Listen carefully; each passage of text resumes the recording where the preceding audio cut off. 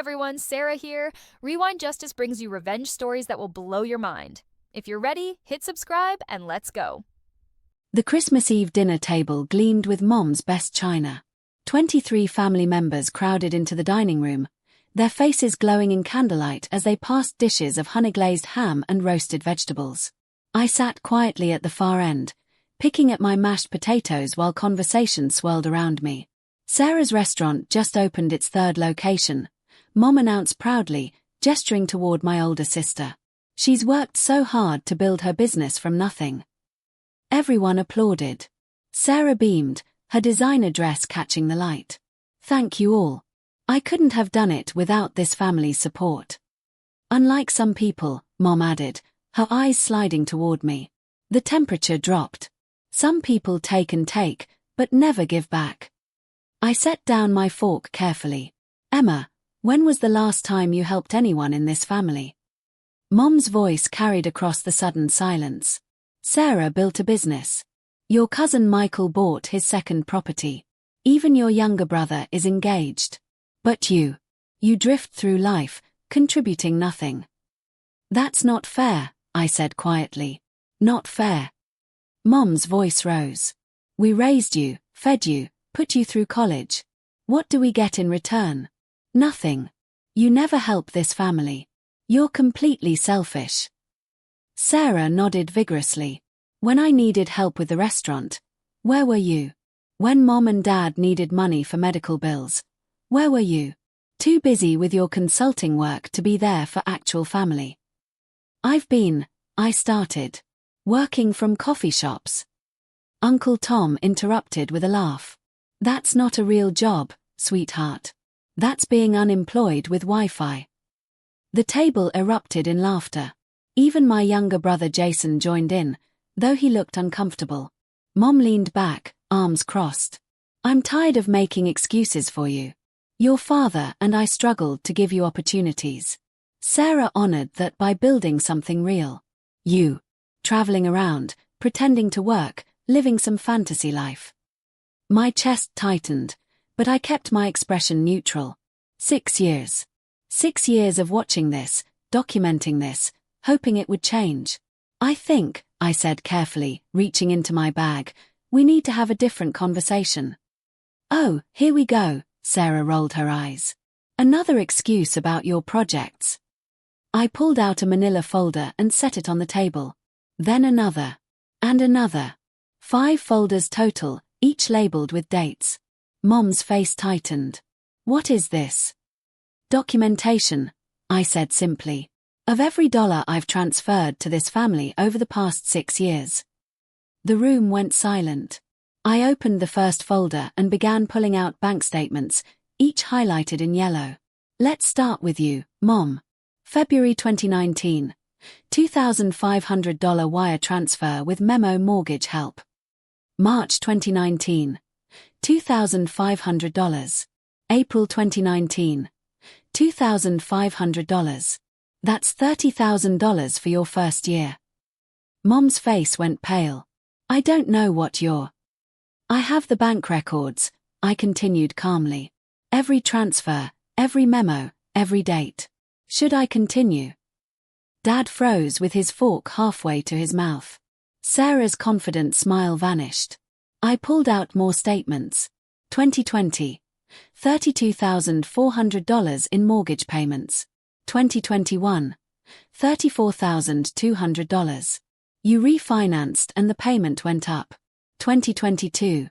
$34,200. 2023. $36,000. 2024. $36,000 through November, plus $5,000 emergency transfer in August when the furnace broke. The numbers hung in the air like an indictment. That's $208,300 in mortgage payments alone, I said. Then utilities. Average $450 monthly for 6 years. Another $32,400. You're making this up, Sarah said, voice wavering. Am I? I looked at her directly. Should we talk about your restaurant? The one you built from nothing? Sarah's face flushed red. Your initial startup capital in 2020 was $85,000. You told everyone you saved it yourself. I pulled out another document. This is a wire transfer from my business account. December 15, 2019. $85,000. Memo, restaurant startup loan, to be repaid within 5 years. The grandfather clock ticked in the hallway. You told me it was a gift, Sarah whispered. You said family doesn't ask for money back. I said we'd discuss terms later, I corrected. But you stopped returning my calls about repayment after the first year. I have the texts. The emails. All of it. Mom found her voice. Even if this is true, we're family. Family helps each other. You're right, I said. But help usually goes both ways. It involves gratitude. Recognition. Not being called selfish while actively paying someone's mortgage. I pulled out my phone. I also have recordings. This isn't the first time you've called me selfish. Not even the first time this month. You recorded us. Dad's voice was rough with shock. I documented everything, I said. Because I knew this day would come. When you'd push too far and I'd need proof that I wasn't the problem. Uncle Tom cleared his throat. Okay, so you helped out. That's what family does. Why keep records like some loan shark? Because, a new voice said from the doorway, clients contact me when they suspect financial abuse. Everyone turned. A man in his 50s stood in the entrance, wearing a dark suit and carrying a briefcase. His silver hair was immaculate, his expression professionally neutral. Who the hell are you? Dad demanded. Robert Martinez. I'm a forensic accountant specializing in family financial fraud. Ms. Chen hired me 6 months ago to conduct a complete audit. Mom's fork clattered to her plate. Martinez walked to the table and set down his briefcase. Ms. Chen has been extraordinarily generous. My audit confirms $287,430 in direct support over 6 years. However, my investigation uncovered something else. He opened his briefcase and pulled out a red folder. The color seemed ominous against the white tablecloth. During forensic accounting, I discovered several credit cards and loans taken out in Ms. Chen's name without her knowledge or consent. He pulled out documents. Capital One credit card, opened March 2021. Current balance $23,400. Discover card, July 2021. Balance $18,900. Chase Sapphire, December 2022. Balance $31,200. Sarah had gone completely white. Mom looked sick. The IP addresses for these applications trace back to this house, Martinez continued.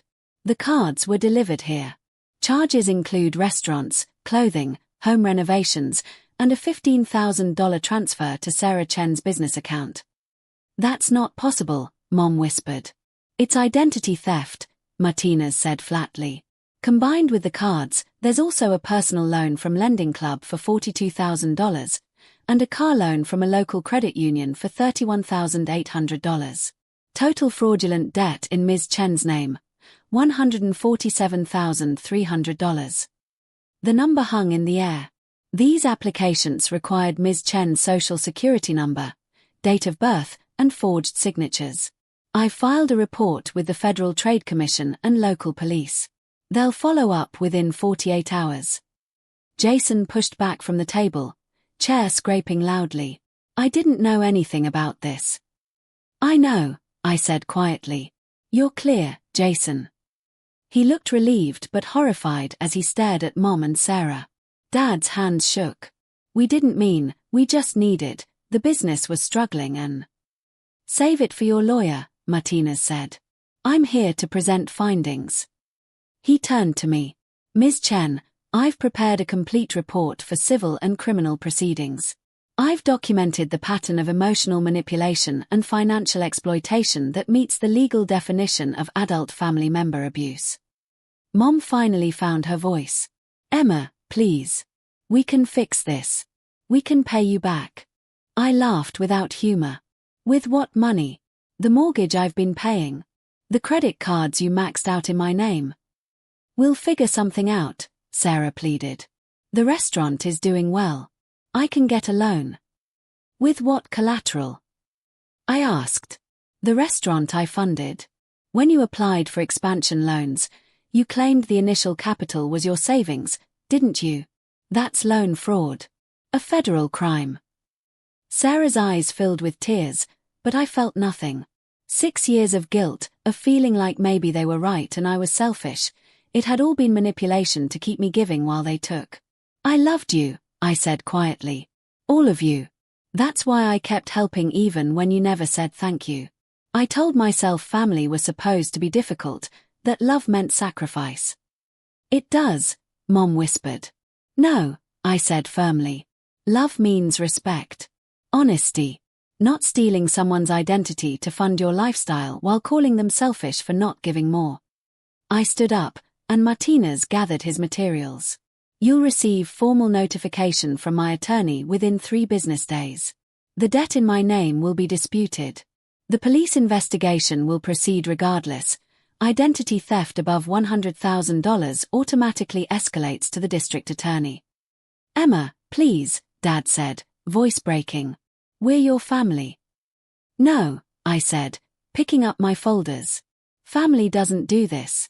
You're just people I'm related to who decided I was easier to exploit than respect. I walked toward the door, Martinez following. At the threshold, I turned back. 23 family members sat frozen, faces pale, Christmas dinner forgotten. The decorations Mom spent days putting up now seemed garish in the harsh reality. Merry Christmas, I said softly. I hope the presents you bought with my credit were worth it. The aftermath. The police arrived at my parents' house on December 27th. Jason called me, voice shaking as he described detectives taking documents, photographing records, interviewing Mom and Sarah separately. Dad's in shock, Jason told me. He keeps saying he didn't know the extent. He knew about some money you sent, but not the credit cards. Do you believe him? I asked. Silence. Then, I don't know anymore. I understood that feeling. I'd lived with it for 6 years, this gnawing uncertainty about whether my perceptions were accurate or if I was being unreasonable, ungrateful, selfish like they said. My attorney, Patricia Rodriguez, called on December 29th. The DA's office is very interested. Identity theft at this level, combined with financial exploitation patterns, makes for strong prosecution. They're offering your mother and sister a plea deal. What kind? Restitution in full, 5 years probation, 200 hours community service, mandatory financial counseling. If they refuse, the DA pursues felony charges with potential prison time. I sat with that. Prison. My mother and sister in prison. They're claiming desperation, Patricia continued. Your mother says your father's business failed in 2019 and they were losing the house. She was embarrassed to ask you directly. So she stole my identity instead. Her words were borrowed your excellent credit temporarily. The prosecution is not impressed. I laughed bitterly. She could have just asked. I would have helped. I always helped. That's what makes this clear-cut, Patricia said. You were already providing substantial support. The theft wasn't necessity, it was greed and entitlement. The next 2 weeks were legal consultations, credit bureau disputes, and phone calls. Jason was the only family member maintaining contact, and even that was strained. Aunt Linda says you're destroying the family, he told me.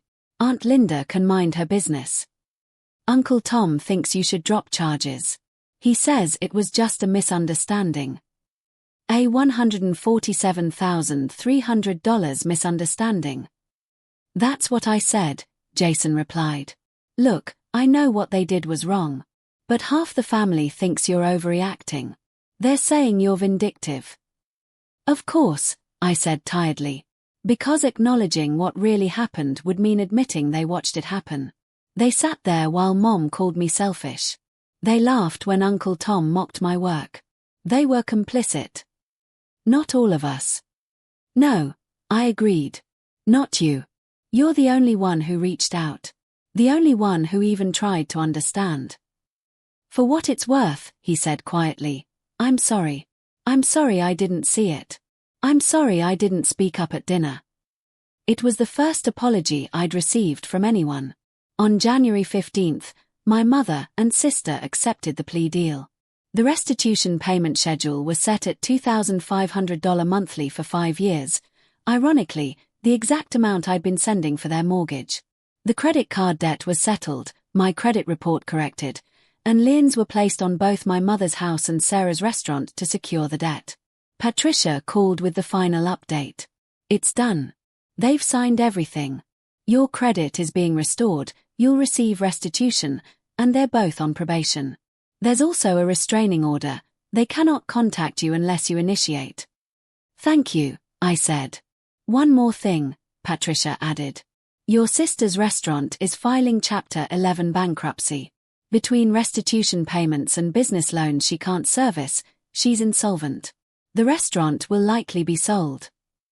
I waited to feel something. Satisfaction, maybe. Or guilt. But I felt nothing. Just vast, empty relief that it was over. The reckoning. 3 months later, I received an email from my cousin Michael. Subject, I owe you an apology. I almost deleted it. But something made me open it. Emma.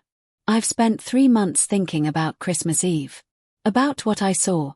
What I failed to see. When Martinez pulled out those documents, my first thought was that you were being dramatic.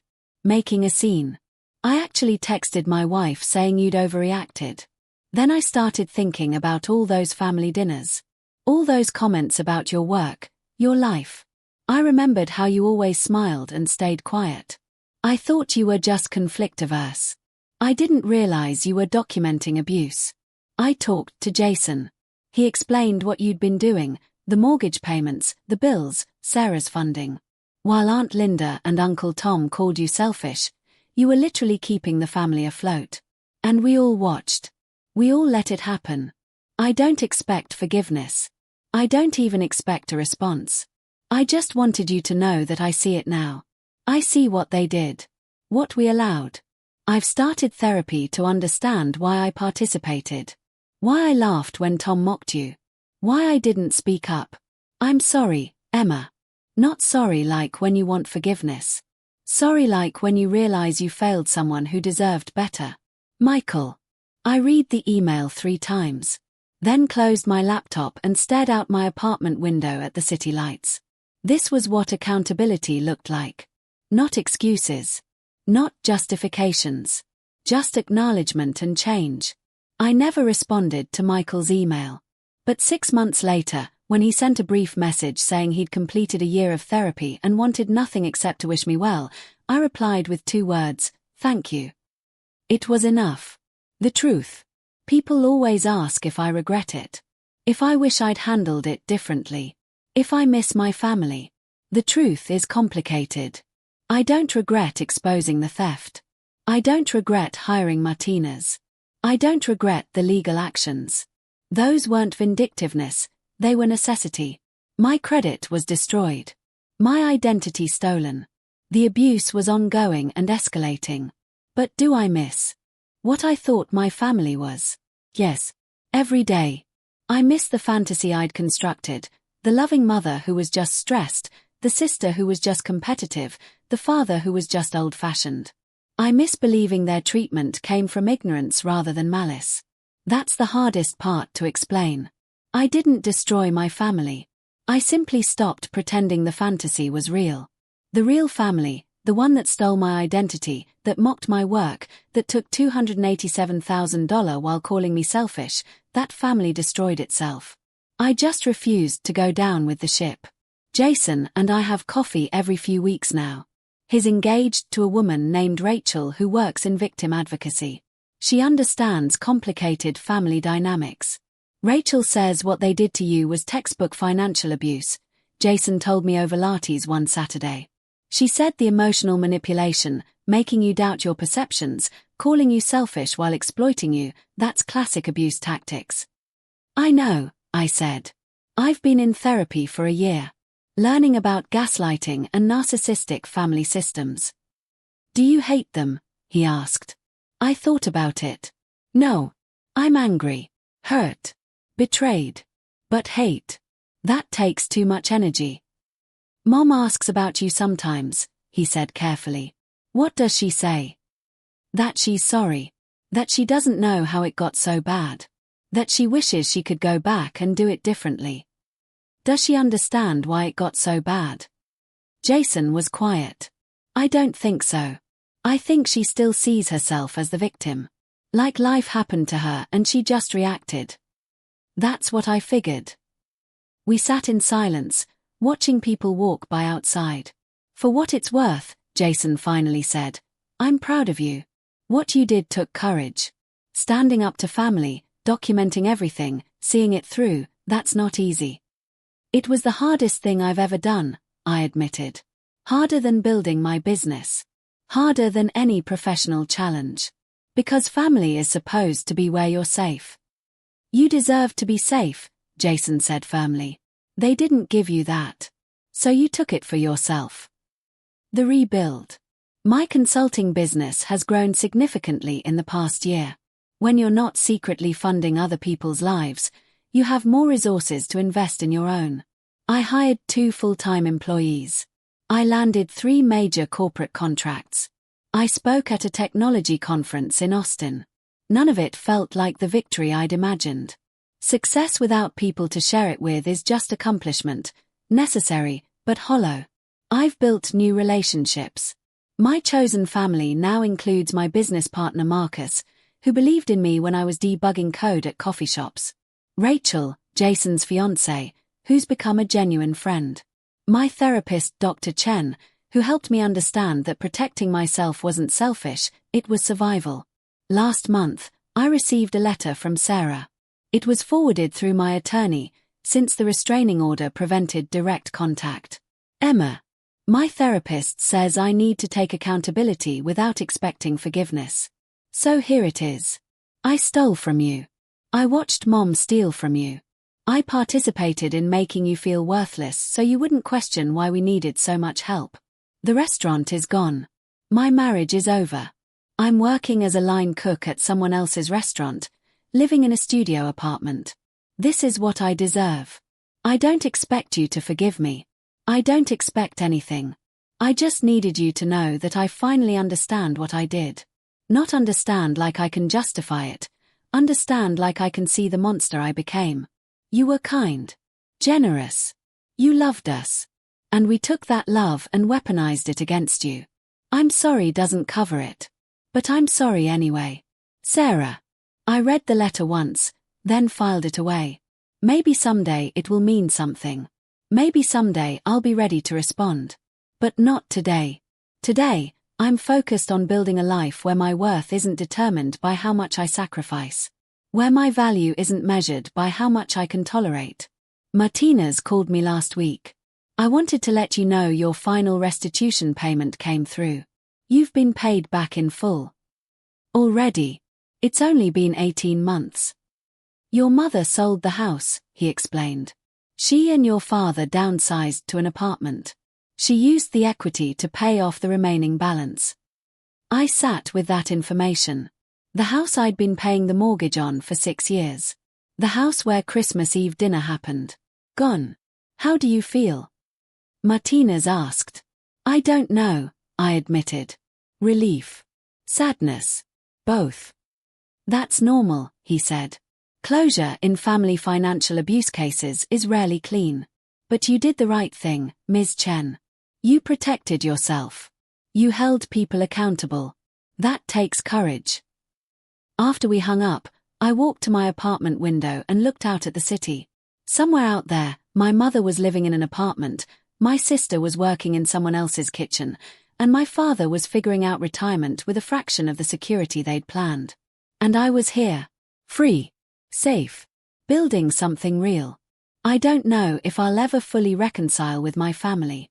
I don't know if reconciliation is even possible or healthy. What I do know is this. I'm not selfish for protecting myself. I'm not vindictive for holding people accountable. I'm not cruel for refusing to enable abuse. I'm just someone who finally learned that love without respect isn't love at all. It's exploitation wearing love's mask. And I deserve better than that. We all do. Epilogue. Jason got married last spring. I was invited, and I went. Small ceremony, just close friends and a handful of family. Mom and Dad were there, sitting in the back. Sarah wasn't invited. We didn't speak. But as I was leaving, Mom approached me in the parking lot. "Emma," she said quietly. I stopped, turned around. "I just wanted to say." She paused, voice breaking slightly. "You look happy, healthy, and I'm glad." It wasn't an apology. It wasn't accountability. But it was acknowledgement. "Thank you," I said. We stood there for a moment, two people who used to be family, now just strangers with shared history. Then I got in my car and drove away. Some stories don't get neat endings. Some wounds don't fully heal. But some survivors learn to build lives that are so full, so rich, so authentically theirs, that the past becomes just one chapter in a much larger story. I'm writing that larger story now. And in this version, I'm not the selfish daughter. I'm the protagonist who learned her worth. And that makes all the difference.